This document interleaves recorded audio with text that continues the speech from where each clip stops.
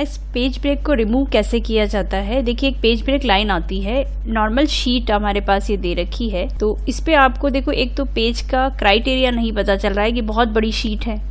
इतनी बड़ी शीट पे हमें अगर ये देखना है कि हमारा पेज कहाँ तक है तो वो कैसे देखेंगे, तो उसके लिए एक पेज ब्रेक लाइन आती है। अगर हम नॉर्मल पेज पे काम करते हैं तो नॉर्मल पेज पे एक नॉर्मल पेज आपके सामने दिखाया जा रहा है जो एक्सेल की बहुत बड़ी शीट के रूप में होता है, लेकिन हम इसमें एक पेज ब्रेक लाइन चाहते हैं। उससे ये पता चल जाता है कि हमारे पास इतना पेज का कवर है, यानी हम इस पेज पे काम कर सकते हैं। तो वो पहले हम पेज ब्रेक को इंसर्ट करना सीखेंगे और फिर उसको रिमूव कैसे करते हैं वो भी देखेंगे। तो इसके लिए सबसे पहले हमें व्यू टैब में जाना है। व्यू टैब में अभी ये जो पेज है वो नॉर्मल दिख रहा है, ये बिल्कुल नॉर्मल पेज है।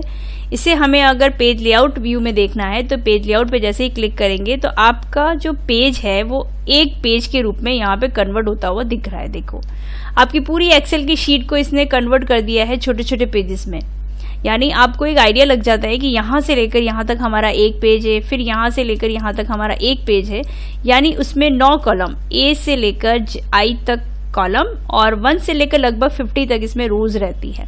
तो एक पेज की अगर हम सेटिंग की बात करें तो ये एक पेज इतना दिखाई देगा। इसी तरह से एक्सेल की शीट में और भी कई सारे छोटे छोटे पेजेस कन्वर्ट कर दिए गए हैं। तो यहाँ पे हमें पेज जब हम ब्रेक करते हैं तो ये इस तरह से पेज ब्रेक हो जाते हैं।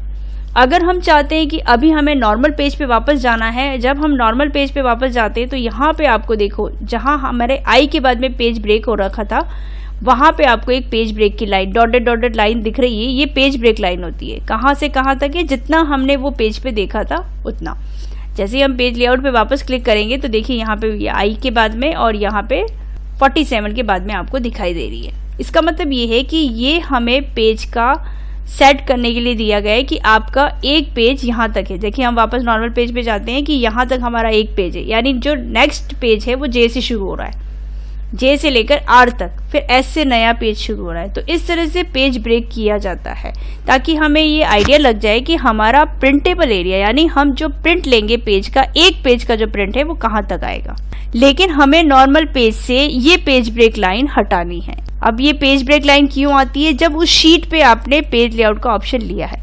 बाकी किसी भी शीट पे, जैसे हम एक नेक्स्ट शीट ओपन करते हैं, इस पे नहीं दिख रही है, लेकिन जैसे ही हम इस पे पेज लेआउट का ऑप्शन एक बार ले लेंगे तो इस पे वो पेज ब्रेक लाइन ऐड होगी, क्योंकि यहाँ से वो पेज ब्रेक हो गया। जैसे ही नॉर्मल पे जाएंगे तो यहाँ पे पेज ब्रेक लाइन दिखेगी ही दिखेगी। अब हम इसको चाहते हैं हटाना, तो इसके लिए हमें जाना है फाइल पे।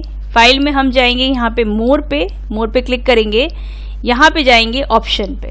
ध्यान रखिए अगर विंडोज कोई दूसरा है या ऑफिस कोई दूसरा है, हमारे पास ऑफिस 2021 है, अगर आपके पास ऑफिस 7 है या ऑफिस 10 है तो आप ऑप्शन यहीं पे देख लेंगे। तो यहाँ पे हमें ऑप्शन पे जाना है। ऑप्शन में आपको ये एडवांस के ऑप्शन में एडवांस पे क्लिक करेंगे, आपको थोड़ा सा नीचे आना है। एक आपको ऑप्शन यहाँ पे दिया गया है display option for this worksheet वाला ऑप्शन आपको सेलेक्ट करना है और इसमें आपको 4th वाला जो टॉपिक दे रखा है शो पेज ब्रेक्स, ये डिफॉल्ट ही टिक किया होता है, आपको इसको अनटिक करना है। अभी हमने अनटिक कर दिया, ओके कर दिया, तो यहाँ से देखिए वो पेज ब्रेक लाइन हट जाती है। जिस भी पेज से आप हटाना चाहते हैं उस पेज से ये पेज ब्रेक लाइन इसी तरह से हटाई जा सकती है। अब आप इस पे पेज लेआउट एक बार लेंगे और वापस हम नॉर्मल शीट पे जाएंगे तो भी पेज ब्रेक लाइन नहीं आएगी, क्योंकि इस शीट से हम उस पेज ब्रेक लाइन को हटा चुके हैं। पेज लेआउट ऑप्शन आप कितनी बार इस पे ओपन करके और आप वापस नॉर्मल पे जाएंगे तो भी नॉर्मल पेज पे ये पेज ब्रेक लाइन नहीं दिखेगी। तो इस तरह से हम पेज ब्रेक लाइन को यूज कर सकते हैं।